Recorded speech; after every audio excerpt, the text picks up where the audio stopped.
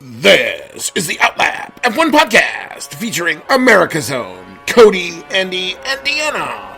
Your one-stop shop for Formula One news, insights, race previews, and reviews. Join us on the Outlap.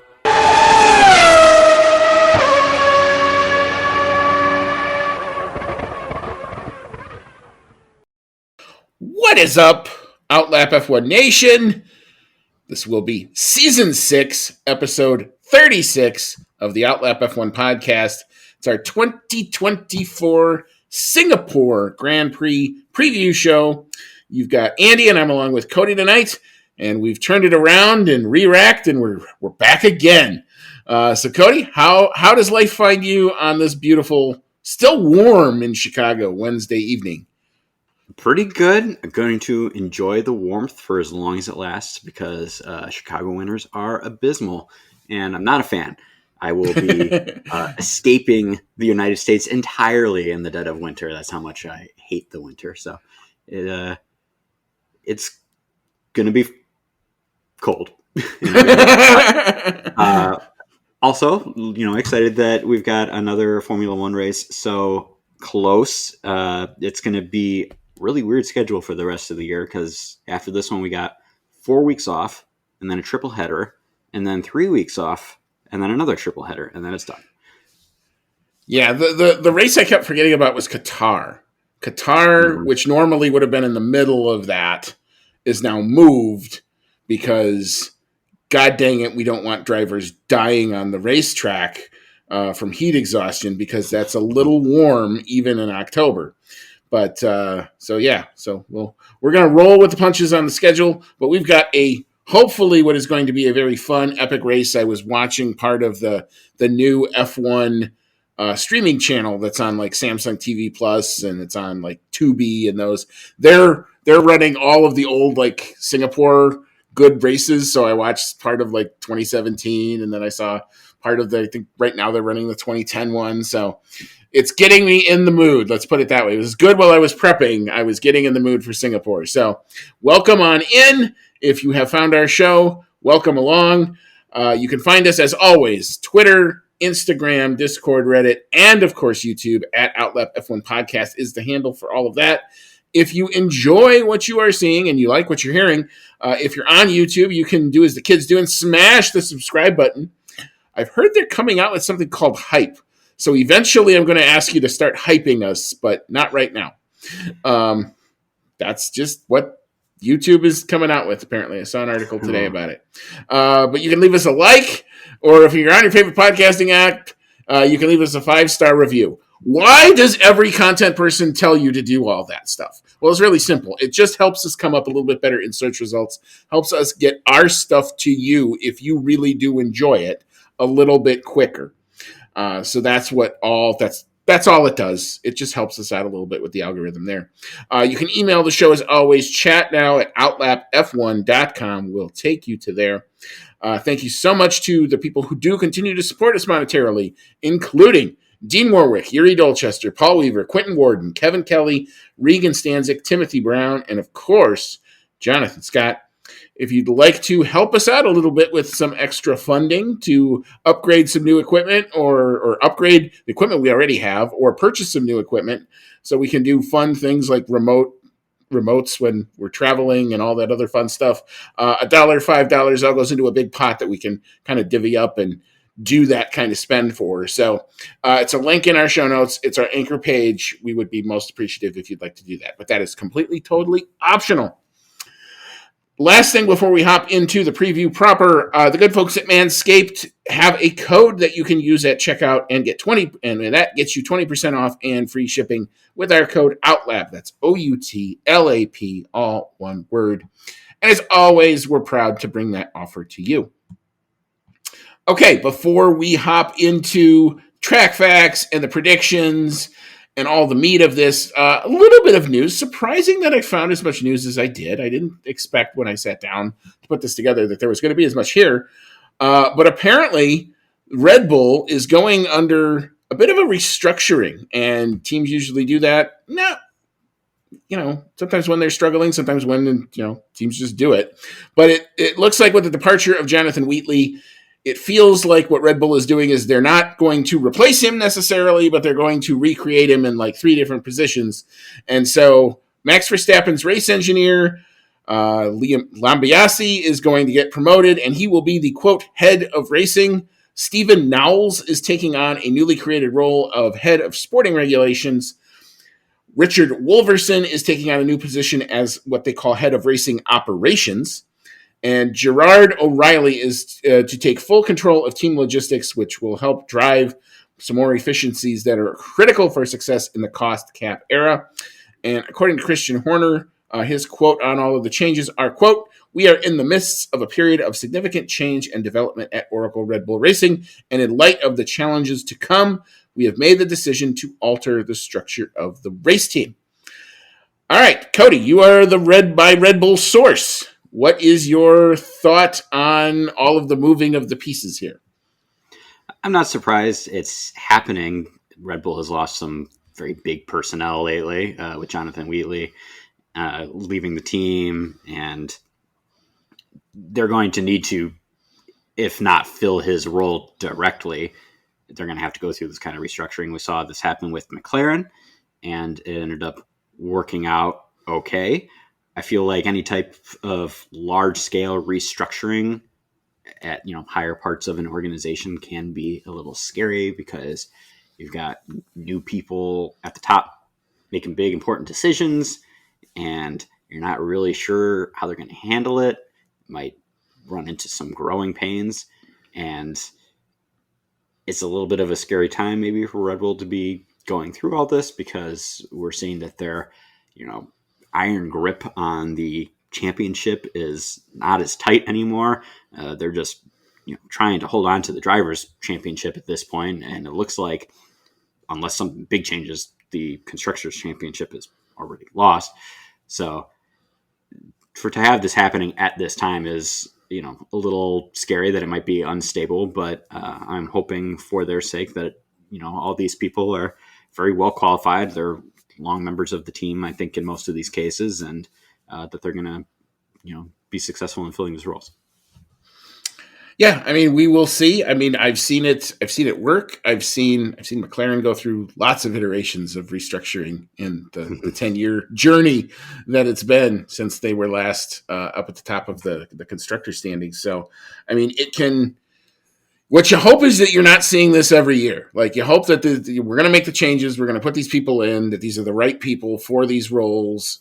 I mean, a lot of it feels like there's just a horizontal shift. So I don't know that it's like big promotions, but it does, I think, put some people in charge of some others, which is probably important and something that you probably need to have defined when when you have big personalities, i.e. Adrian Newey, i.e. Jonathan Wheatley, leaving the organization.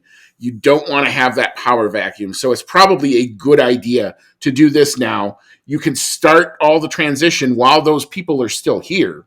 And then, it sounds like this is really going to be for 2025. It's not going to be like in effect tomorrow.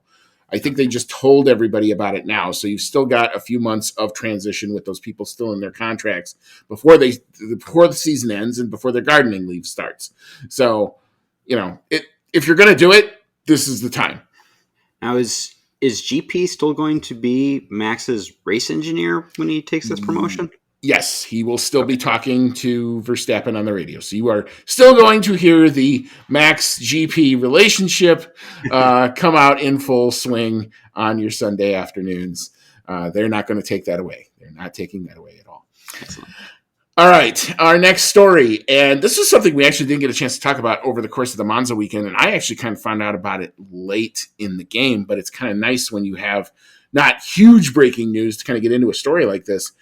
Alpine, the Alpine staff that work on the Renault engines in a town called Very. I think I'm saying that right. If I am butchering that, my apologies to everybody in that town who lives in France. French speakers. It is not my native language, so I apologize if I've completely butchered that. But those factory workers who effectively would be out of a job if Renault chooses to shut down its F1 engine program, and from all of the rumors that we've heard, that seems to be what they're setting it up to do, which is to shut down and sign a supply deal with Mercedes for the Alpine team for the next few years. They want to obviously keep their jobs, and they staged a few protests outside of Monza and were marching through the streets of Monza apparently over the course of that weekend, and it has gotten some attention of the Alpine / Renault higher ups. So Luca De Meo is going to meet with them in the next couple of weeks to try to give them some clarity, because nobody really has any clarity on what Renault is going to do, what the idea is, what the vision is at this point. It seems it's all gotten very, very muddled. So, yeah, I mean, we will continue to follow this. If anything breaks that will obviously affect the F1 team, we will bring it to you. But it was a kind of an interesting thing. I did not realize that it had escalated to the level of like actual marching protests. Yeah, it didn't receive a whole bunch of publicity like directly during Monza weekend. I think we kind of heard more about it after the fact that they were there protesting, and I guess I'm on their side. You know, I would, if I was in their position, I would be proud of my work, and I wouldn't want it to all go to waste, and I wouldn't want to lose my job. So I think good on them for protesting that they want to stay in this. I also think no one does a protest quite as well as the French, so I think it's really good on their part to do this. I really hope that something good comes out of it, because I guess if the Renault chief is agreeing to meet with them following these protests, and that means that they, at the very least got their attention. I don't really know how big a difference it will make in the end to the people at the top who are making these kind of decisions based pretty much purely on money, it would seem. But I hope for their sake that Alpine does stick with their engine program, and that all these people get to keep their jobs.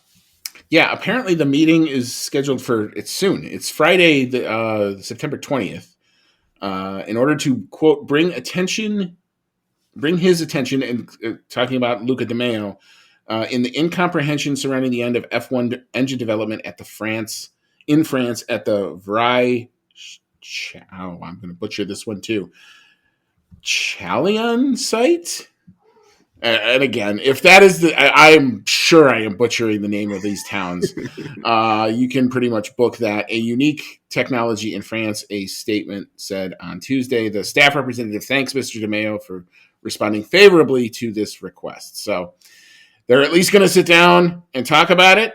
I am seeing, shirts here with the hashtag Vry on track. So I'm with the workers here as well. It would be really unfortunate to see a marque like Renault, who has been in F1 for the longest amount of time. They are a historical brand, to just pack up and not be there anymore.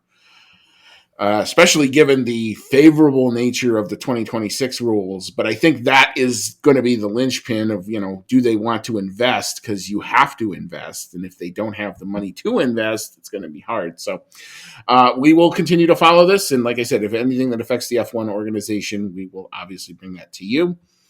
All right, our next story, the 2026 tires. Pirelli has their first iteration, and they actually ran on a mule car. And it was an Aston Martin modified mule car, I believe, at the Circuit de Catalunya today, or earlier this week. Aston Martin actually won a lottery, because apparently all the big teams put their hands up and says, yeah, we'll make a mule car. We'll go get a fresh read on the 2026 regulations. So Felipe Drugovich, remember him? I guess he was the one that actually conducted the test. And it sounds like Pirelli, now we're 18 months out of that. They look like they're trying to get a real head start on these 2026 tires, try to make them handle all of the loads. So no real results that I've seen in the articles that I've read about this, but interesting that the testing's already taken place. So these 2026 rules, they are coming. Mm-hmm. I did see some images of the mule car going around with the new tires. And it's strange how how easy it is to tell a difference with differences that are so small, because the tires are not that much narrower. So I don't remember the exact changes in dimensions, but the front wheels are something like 2.5 centimeters Yeah, narrower, and the it's back something like tires are that. something Yeah. like 3 centimeters narrower, Yep. something like that. But between that and the fact that they're test tires, so they don't have any of like the Pirelli branding or the color striping to denote tire compound on the sides, they look very strange being on the car. I'm not really surprised either that they put this up to a lottery to select the team that was going to, have their mule car do this, because we've seen complaints, I think, in the past from different teams who have ended up being involved in these tests, complaints that they're getting some amount of data before the rest of the teams.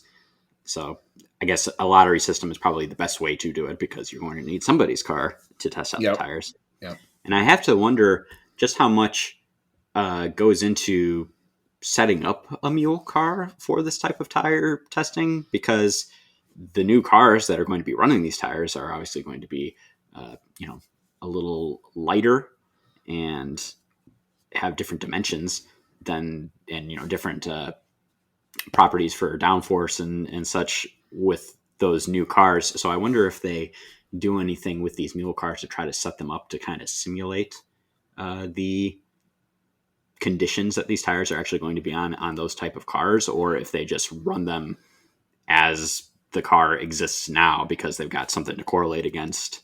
I'd really like to know exactly how. It depends. It depends, I think, on the mule car and what Pirelli want to do. And I think what they usually do is they say, we want to simulate X, and then the teams come back and either take parts off or put parts on or do something to try to make sure that that's an accurate simulation. Now, that is an inexact science, because we're dealing with cars that are still in the drawing board stage. So we do not know how that's actually going to go, but at least I'm happy that Pirelli is being active and trying to be in front of this, and they're not waiting until like this time next year to do this first test, when it would be like, well, what can you really do if your formula sucks? And then they come back and say not much. So, it's good that they're doing this type of thing now. This is what they should do. Pirelli gets to keep, being the only tire supplier for F1 teams. And with this big of a rule change, you got to make sure that the tires are going to be there to do what they're being expected to do. So, yeah, I don't know much about in terms of what teams do to the mule cars. I just know that it is not just a 2-year-old car with new tires on it. There are certain things that I know they have to do based on what Pirelli is asking them to do. And then in terms of the data share, that's supposed to all come from Pirelli at the same time. They're supposed to compile a report that says this is what we saw, and you can ask questions, and you should be able to ask Aston Martin any questions. Drugovich can be asked questions. All of that. It's supposed to be as transparent as possible. Can you ensure that that's 100% transparency? No. Whenever can you do that? But that's why they did the lottery. So and it's just kind of interesting that Aston Martin won it, especially given who they have just signed and where they're targeting their efforts now. So it feels like everything coming up Stroll right now. But anyway, we will kind of leave that there. We'll see if there are any future developments or any feedback that we hear on this issue, because it's going to be a big issue. We'll obviously bring it to you. Okay, so let's focus in a little bit on the weekend before we get into the track facts and stuff. There's 2 stories about this weekend in particular. One that does affect the track. There is now a 4th DRS zone for the revised layout at the Singapore Grand Prix. I did add a new image into our little document here. It is between turns 14 and turn 16. So obviously this is part of if you all remember last year, I think the lap times were like 9 seconds faster between qualifying last year and 2022 because they took out all of those extra chicanes and all that stuff. So basically out of turn 14, which is a pretty hard, almost not quite 90-degree turn, but it's a pretty acute angle turn. There's a short run down to turn 15, which is really more of a kink that it looks like the drivers were taking flat out anyway. And then there's a whole DRS zone that starts right after turn 14. It goes all the way to the corner, which is a hard right going into turn 16. So they're obviously trying to make this track a little bit easier to overtake. We've had our DRS debates left, right, and center about whether that's a good or a bad thing, but it looks like they're trying to make this circuit a little more race friendly as opposed to just some awesome qualifying. But Cody, what's your thought on it? I think it's a good thing that they're adding in another DRS zone. We saw during the race last year that it could be very hard to overtake during this Grand Prix. We saw signs holding up everybody at the end in pretty much a little mini train for the last bunch of laps, and no one could get around him. I guess they were all kind of running out of tires at that point anyway. But I think an extra DRS zone would be good to help counter any dirty air and hopefully give a little bit more overtake opportunities. It also helps to make sense. You put in your, we'll get to this in a minute, but you put in your qualifying time before I did, and I saw that you were way faster than last year, and I was going, man, why? He's thinking they're going to go a second and a half faster than last year. What gives? And see that, it's the extra DRS zone, and I was thinking, okay, that could definitely play a part. Okay, I had this up at the top so you could see it. Yeah, and then we do our predictions at the bottom. Yeah. So it was in prima facie evidence there. So and you can, sure. And until we read them, you can still change your qualifying time. You are not. Well, I already did. Yet. Don't worry. Okay. All right. Okay. Good. We try to be fair here. Granted, I need every help. I need all the help I can freaking get, but still, we try to be fair here. Okay, last story before we hop into the actual track facts and all that news stuff that we just kind of talked about. This is the weekend apparently of some special liveries, some special helmet designs. I saw Lando Norris has a pretty cool looking purple blue paint thing on his helmet, so he's not going to be in the neon green like we're used to seeing in terms of helmet. Mercedes are running. We're going to have a hard time differentiating Mercedes from an Aston Martin this weekend, other than the fact that I think the Mercedes will be a little bit farther up in the grid because they're running a turquoise livery. And when I looked at it, I said, God, that looks a lot like an Aston Martin. But I love the color, so I'm for it. It's just going to be really interesting to see how it looks under the lights. The VCARB team has come out with what they call a denim livery, which looks pretty cool. And unfortunately, one team that was going to debut something that is no longer doing it is Red Bull. And they're usually all about the special liveries. They've had the fan design livery, I think, at Austin last year. And a lot of times we get there and we're like, it's a Red Bull livery with an extra picture. Well, they don't even want to do the extra picture. So apparently their reasoning is it would add extra weight to the car, and we got enough problems right now, so we're just not even going to bother. But Cody, what's your thought on all of this? First of all, have you seen the other two liveries, and then what's your thought on Red Bull? I have seen the other two liveries, and I am glad I'm not the only one who thought at a glance that the Mercedes one kind of looked like the Aston Martin. That was my gut reaction, was like, that they look very similar. And I'm thinking, once we actually see them on track, that the Petronas kind of tealy color, turquoisey color will look probably a little more blue than the Aston Martin, so it won't look like totally similar. But I do think it looks good. I think the V-Carb one looks all right. I honestly think it would have looked better if they had gone for the denim finish kind of over more of the car, because they got the denim finish over like the nose and the side pods, but then they still got like the normal blue on the engine cover. So it kind of looks a little bizarre. I think if they had done the denim on the engine cover as well, it probably would have looked a little cooler, in my opinion. And as far as the ditching the Red Bull special livery goes, yeah, it's not really good mark on Red Bull if they're saying we can't do special liveries because we don't want to add any weight to the car. I think that's a little bit of a forecast that they don't think they're going to do really well here in Singapore. I am hoping that after Singapore, they will make hopefully some sort of comeback because they're supposed to be bringing upgrades in many weeks when they come to Austin. But for right now, they sound like they're doing everything they can down to the few grams of paint that they can save to try to improve their performance. Yeah, I mean, I guess it just kind of is, and I don't think once the cars hit the track, anyone will greatly miss the fact that Red Bull isn't doing it. It was just kind of interesting that got kind of called out. I mean, I'm looking at the denim one. I actually think that one's pretty slick. The V-Carb, the Toro Rosso V-Carb iteration has always done their liveries. I always wish that they could inspire the main team a little bit more because I like the fact that they take chances and stuff like that. So that's actually pretty cool. And yeah, I'm just looking at the Mercedes one again. It looks like Aston Martin with a slightly brighter shade of green toothpaste. If I'm being honest about it. I do agree with you that I wish Red Bull special liveries could be a little bit more inspired because they've had some good ones, but the fact of the matter is the Red Bull special liveries always look like the Red Bull normal livery with a little something extra.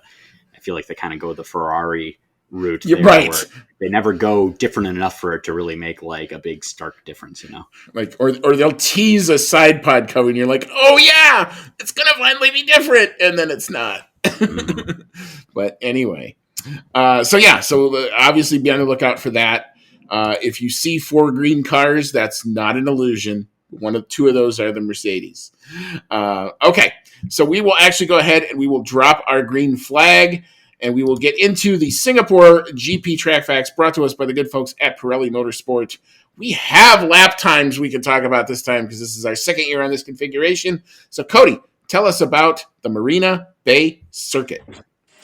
All right, this weekend we are racing around the Marina Bay Street Circuit located in Singapore. I guess the Marina Bay portion of Singapore. Number of laps around this circuit is going to be 62 if we actually get that many.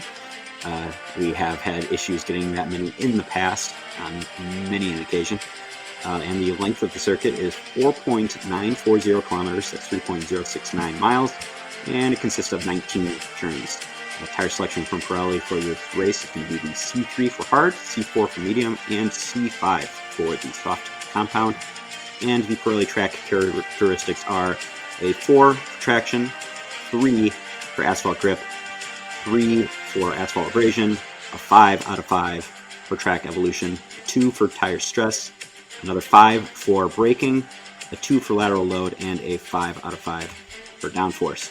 The qualifying lap record for this current configuration of the Singapore circuit was set last year, as it was, I believe, the only time we've raced under this configuration so far.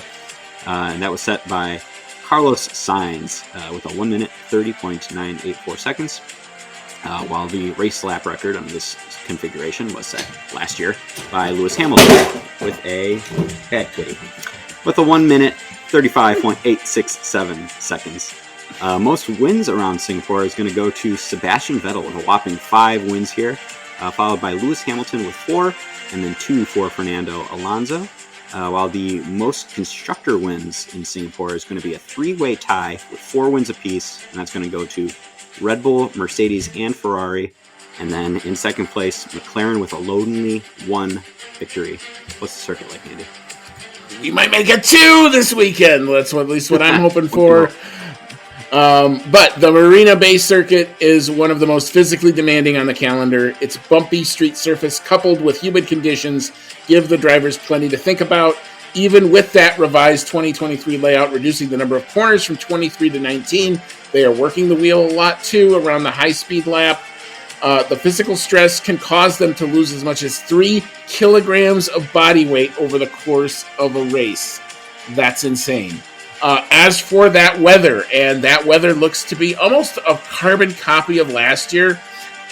Rain around pretty much every day, but probably not going to affect the nighttime running. So for qualifying day, there's going to be thunderstorms in the morning, then cloudy skies late, a high of 89, so that's very, very toasty. winds out of the southeast at 5 to 10, a 60% chance of rain. That's in the daytime. For qualifying night, cloudy skies, a low near 80, so not a whole lot of relief there. Winds light and variable, so we're not going to see a whole lot of wind affect the cars. A 24% chance of a scattered shower affecting the circuit. As for race day, again, the daytime, scattered showers and thunderstorms, a high near 90. Winds out of the southeast at 5 to 10. Only a 50% chance of rain. Again, that's in the daytime. As for the race night, variable clouds with a slight chance of a thunderstorm. Might we see another wet Singapore race? Low of 81, winds light and variable, only a 40% chance of rain. All right. So we're going to take a quick break, and we'll come back, and then we'll get into our predictions. It definitely looks like the weather's going to be what the weather always is in Singapore. A little bit chance of rain, a little bit then probably burning off by the time we actually get to the nighttime running. But hopefully no lightning, because I don't think we've ever had lightning around there. So we don't want to see that. But anyway, we're going to come back. We'll get into our predictions, and we'll tell you when and where to watch your F1 this weekend. You are listening to the Outlap F1 podcast, and we'll be right back after this quick pit stop.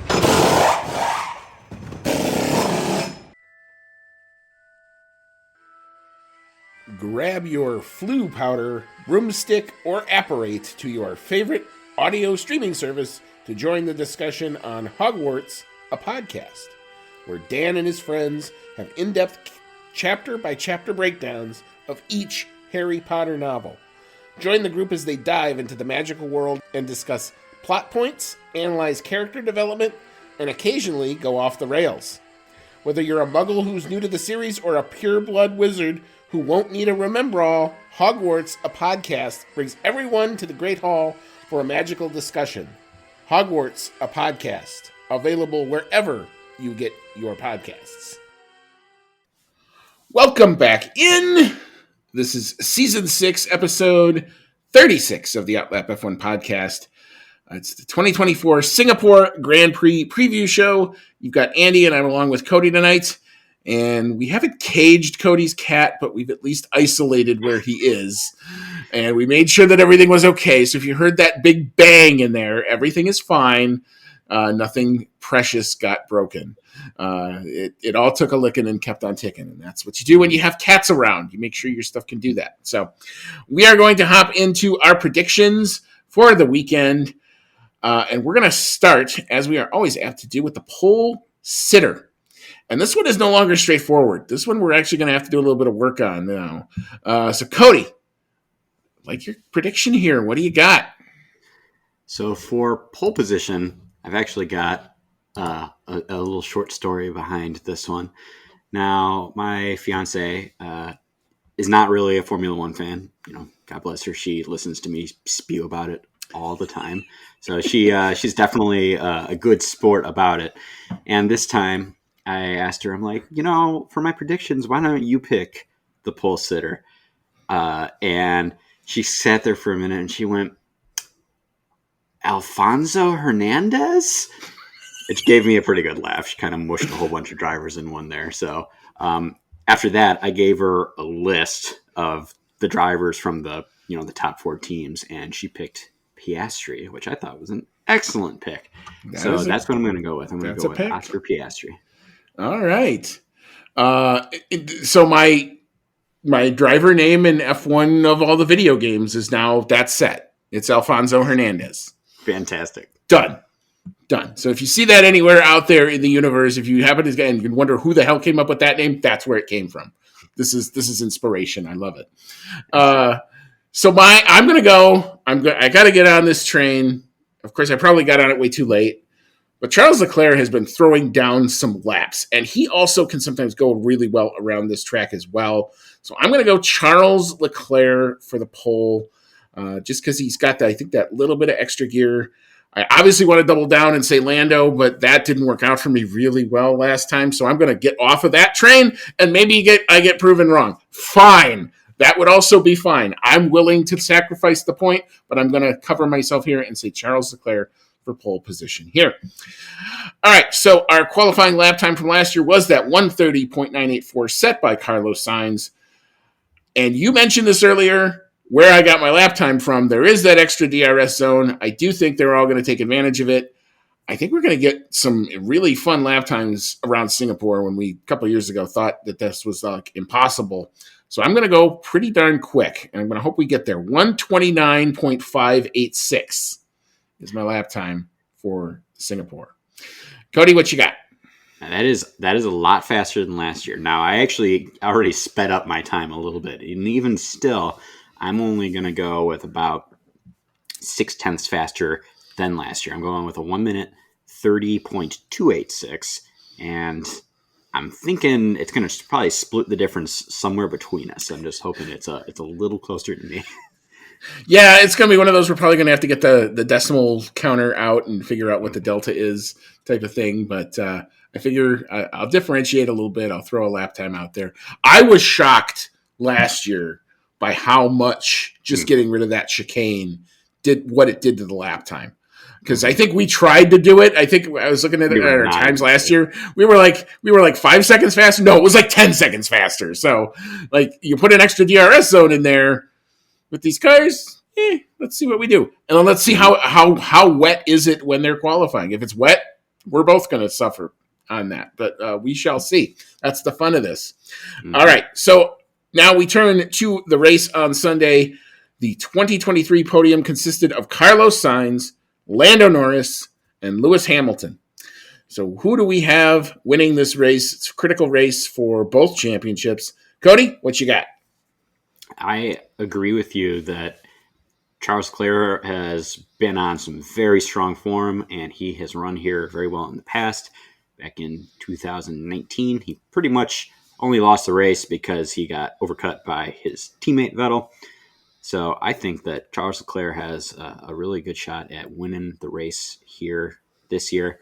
And then I've got Oscar Piastri coming in second and Lando Norris wrapping up the podium. All right. I have the same three. I just have it in a slightly different order. Here's where I will double down and be the homer that I am. I don't care. He needs to win. And he almost got it last year. So he does go well around this track. He always has in his career. So I'm going to say Lando Norris to come home P1. Charles Leclerc going to be right on their ass again. I can see almost a repeat of the type of thing that happened. And the question is that fourth DRS zone enough? Because I think the Ferraris are going to be there right in the mix. And Oscar Piastri being on good form as well. I think it's going to be Norris, Leclerc, and Piastri, your top three for Singapore this weekend. Okay, so we are going to now do the fastest lap and the driver, and I don't have a decimal point, so I'm going to let you go first, Cody, and I'm going to put in a decimal point. It's all good. I think that Max Verstappen, unfortunately, is probably going to miss out on the podium, and I think he's probably going to be in a very similar position to what he was in Azerbaijan, where he's going to have a pretty good gap to the car behind him. It's going to put him in a good position to pit for softs near the end of the race and hopefully successfully go for that fastest lap this time. So I got Verstappen taking the fastest lap, and I got him doing it within 1 minute 35.511 seconds. All right, very good. And I didn't realize I didn't even update my bonus picks, so I've quickly now done that. So I apparently selected P4, P5, and P6, probably because this is what we picked last year, but that's fine. That's all good. So I'll go first here with my quick on-the-fly picks. I'm going to say I think Ferraris will be good, so I got Carlos Sainz in P4, so I got, McLaren, Ferrari, and I think that's kind of where the decanting is going to lead us, at least for here. So I got Carlos Sainz at P4, George Russell. I think he will see the checkered flag this time. I don't think he will crash out on the last lap like last year. And Lewis Hamilton will also be around. Much better, I think, showing from the Mercedes that look like an Aston Martin. But I think because of that, they will go good here. What'd you have for your fastest lap driver? Oh, and I skipped that one too. Wow, I'm batting 1,000 tonight. I'm going to go Max Verstappen. For that, 135.258. I agreed. You said it so well. I even thought that was just my thought on it, because I do think it's going to. I think it's going to come down to something like that. He's probably going to be somebody around this track. Always has the very lonely race. I have a funny feeling that might be Max Verstappen. Very, very good judgment there, then. And for my bonus picks, I'm going to go with Max Verstappen, just missing out on the podium, probably by a decent gap, if we're being honest. But I do think he's going to finish decent and take fourth. Then I've got Carlos Sainz coming in fifth, and Sergio Perez kind of having a Sergio Perez type race in sixth place, although he has won a race here before, I believe. So fingers crossed that I'm wrong on this one. Yeah, I just realized I didn't have Max anywhere in the top 6. Well, I guess I'm going to double down on that one. And I'll say maybe he finishes 7th and championship really back on. Then I'm saying something different. There you go. That if these predictions hold, I will bring out what I was going to say at Monza had Lando won in Monza. So let's hope it happens so you can all find out what it was. What brilliant thing I was going to say. Not really. It's not that great, but it is kind of what it is.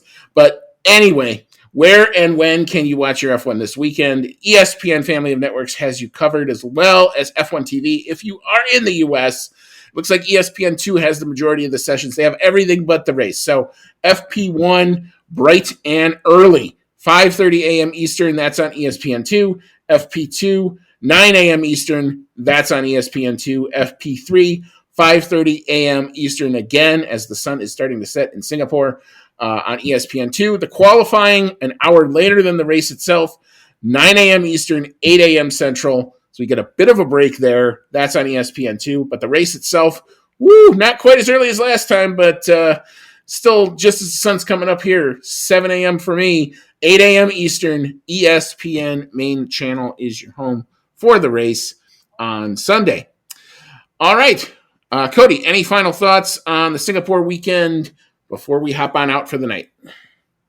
I am going to try to soak up the enjoyment from this one as much as possible, because we're going to go on another long break before you get to go see the United States Grand Prix. So I gotta enjoy this one while it lasts before the break. I am also actually thinking I'll be able to get up for this one. I surprised myself and got up to watch Azerbaijan live, and it was kind of nice. Sun's coming up. Out these big windows, all the cats are still kind of snoozing. I get my coffee, so I think I'll be able to make this one live. Yeah, I mean, a shot of Red Bull would actually be a good thing for you if you wanted to watch this race. So, that's an idea there. I'm privy to the Starbucks Frappuccino. That's the caffeine going into my veins. But I will definitely probably be doing that as well, and I will have all my mission control set up for the race on Sunday, and we will be hopefully back, Sunday night. We'll make sure that the logistics can happen that way. To recap the good, the bad, and who did well, who did poorly from the Singapore Grand Prix. So look out for that. Try to get that out hopefully on Monday as well for all you guys to enjoy the recap of the Singapore Grand Prix weekend. So for Cody, it's been Andy. Let's enjoy our F1 while we have it, because it's going to go away for a little bit, but it will come back strong. And as always, may all your laps be fast.